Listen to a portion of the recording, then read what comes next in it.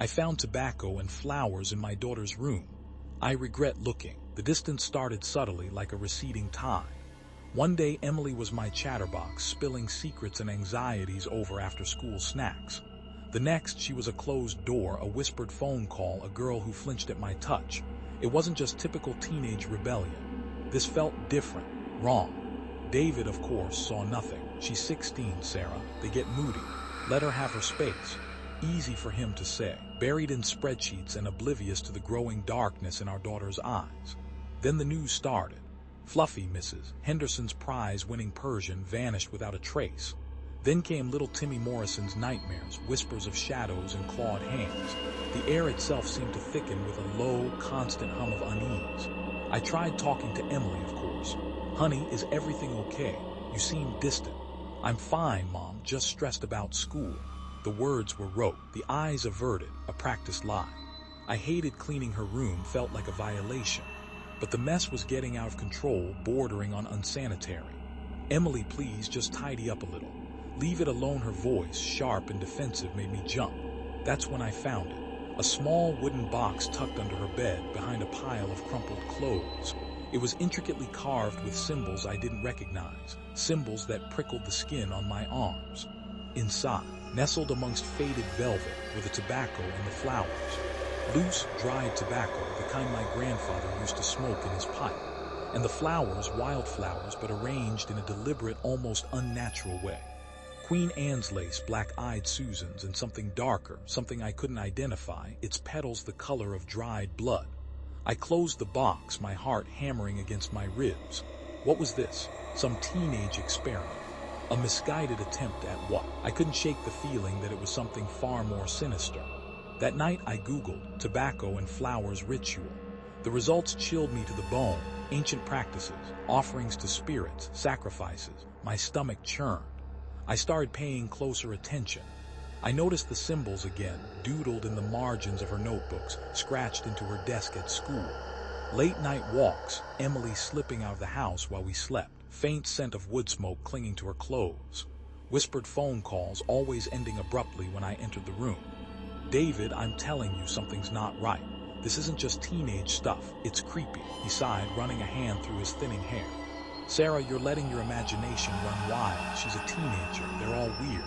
Remember what you were like at 16? I remember, but this wasn't me. This was different. Brenda, Emily's best friend. A seemingly normal girl, but something about her eyes cold, almost reptilian. I watched them together at the park, their heads bent close, whispering secrets. An unsettling feeling washed over me, a primal instinct screaming danger. Then there was Mrs. Hawthorne, our elderly neighbor, a woman who always seemed to be watching, her eyes like black beads. She'd always been a bit eccentric, but lately her comments had taken on a darker edge. She's a lovely girl, your Emily, she said one afternoon, clipping roses in her garden. But they're all susceptible, aren't they? To the whispers, to the old ways. I frowned. I'm sorry, Mrs. Hawthorne, I don't understand. She smiled, a thin, unsettling smile. You will, dear, you will. The next day, Mrs.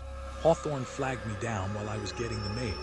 You know, dear, she said, her voice raspy and low, I used to be part of one a long time ago. A coven. It wasn't for me, not anymore. But those things, they leave a mark. They call to you even when you try to leave them behind. She patted my hand, her touch surprisingly strong. Just be careful, dear. Protect your little one. I tried talking to Emily again. Honey, I'm worried about you. Please just tell me what's going on. Nothing, Mom, just leave me alone. Her voice was laced with anger and something else, fear. I couldn't let it go. I had to know. I started following her.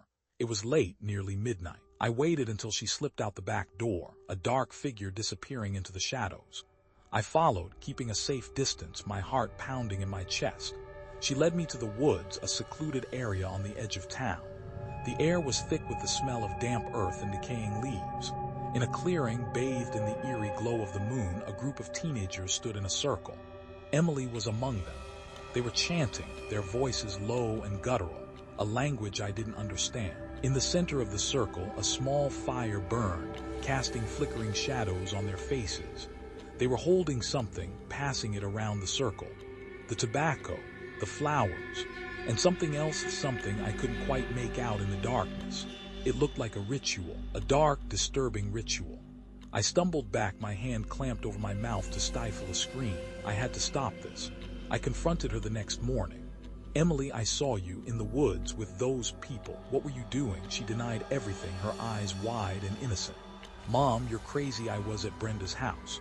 You're imagining things. I saw you, Emily. I saw the fire, the chanting, the flowers." Her face hardened. "You don't know what you're talking about." Then she said it. A casual, almost offhand remark that sent a shiver down my spine. "It's just a small offering to keep things safe. To make sure nothing bad happens to us, like what happened to Fluffy, Mrs. Henderson's cat." Suddenly the pieces clicked into place. The missing pets, the children's nightmares, the growing sense of unease. This wasn't just teenage rebellion. This was something far more sinister. "What kind of offering, Emily? What are you sacrificing?" She refused to answer, her eyes flashing with defiance. We argued, our voices rising, the air thick with accusation and denial. I knew I had to do something. I went to the police. Detective Miller listened patiently, his expression skeptical. "Mrs. Davis, I understand your concern, but we can't just arrest teenagers for being weird. We need evidence." He interviewed Emily and Brenda. They both denied any involvement in anything unusual. He came up empty-handed. I was alone. I went back to the woods that night. I had to see for myself to understand what Emily was involved in. The clearing was still there, hidden amongst the trees. The fire was gone, but the ground was scorched, the air heavy with the scent of burnt wood and something else, something acrid like burnt hair. I saw the symbols again, carved into the trees, etched into the rocks.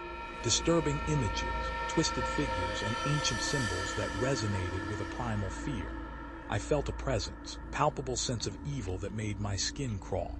Then I heard it, chanting, faint but unmistakable. It was coming from deeper in the woods. I followed the sound, my heart pounding in my chest. I pushed through the undergrowth, stumbling over roots and fallen branches. Then I saw them, Emily and the group of teenagers. They were standing in a circle, their faces illuminated by the flickering light of torches. They were carrying something, wrapped in a white sheet. My blood ran cold. I hid behind a tree, my hand clamped over my mouth to stifle a scream. I watched as they prepared for another ritual. The chanting grew louder, more intense. The air crackled with energy. I couldn't see what was under the sheet, but I knew it was something terrible. I tried to call the police, but my phone had no signal. I was alone, trapped in the darkness with my daughter and a group of teenagers who were worshiping something evil. As the ritual reached its peak, I snapped. I couldn't take it anymore. I ran into the clearing, screaming at Emily to stop. Chaos erupted. The teenagers scattered, their faces contorted with fear. Emily stood frozen, staring at me with a blank expression. The sheet fell to the ground. Underneath it was ambiguous. Not a cat, not a dog, not a human. It looked like a doll made of twigs and mud, but it was alive. Its eyes, black and beady, stared up at me with malevolent intelligence. Or perhaps it was just a doll. Perhaps I was hallucinating. A struggle ensued. I grabbed Emily, trying to pull her away from the circle. She fought back, her eyes filled with a strange, unnatural strength. "You don't understand, Mom," she hissed, her voice cold and alien. "We're protecting you. They want something precious. We have to give them what they want, or they'll take it anyway." "Who, Emily? Who wants something?" She leaned in close, her breath hot against my ear. "The black goat, and he's always hungry." Then the police arrived. A neighbor had heard the commotion and called it in. The teenagers were rounded up, questioned, and released. Emily was taken into custody. Detective Miller looked tired, defeated. "We found some evidence of animal cruelty, Mrs. Davis.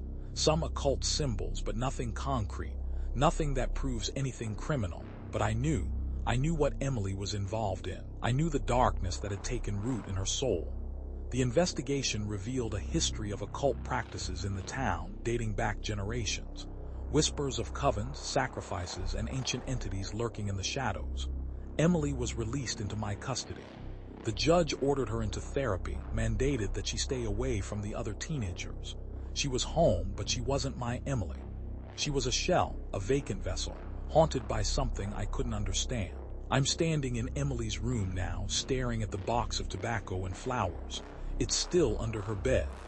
The scent of dried tobacco fills the air, a faint, unsettling aroma. I see something move in the corner of my eye, a flicker of shadow. I turn, my heart pounding. But there's nothing there. Is it over? Has the evil been contained? Or is it merely dormant, waiting for its chance to rise again? I don't know, and that's the most terrifying part of all.